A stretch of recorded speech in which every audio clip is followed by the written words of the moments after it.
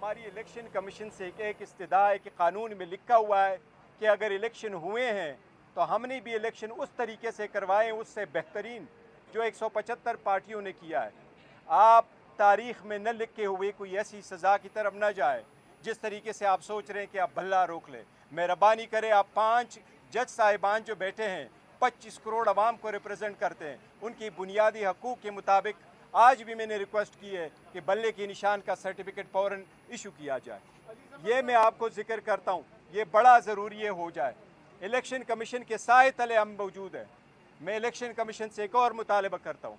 आज हमारे एक डाई हार्ड वर्कर शेर अफजल मरवत को अरेस्ट किया गया, हम शदीद मजम्मत करते हैं उसको अरेस्ट किया गया। कोई भी आप कहते हैं कि हम लेवल प्लेइंग फील्ड देंगे, क्या आपने हमें लेवल प्लेइंग फील्ड दे दी? क्या आपने दूसरों को रैली और कन्वेंशन की इजाज़त दी हुई है? हमारे पास रैली और कन्वेंशन की इजाज़त है या नहीं है? क्या उनके पास गने थी? इसलिए ये जितना भी प्रोसेस हो रहा है, इसके साथ फ्री एंड फेयर इलेक्शन बहुत ज़्यादा इफेक्ट हो जाएगा। हमारी सब्सक्राइब करें और बेल दबाएं ताकि कोई खबर रह न जाए।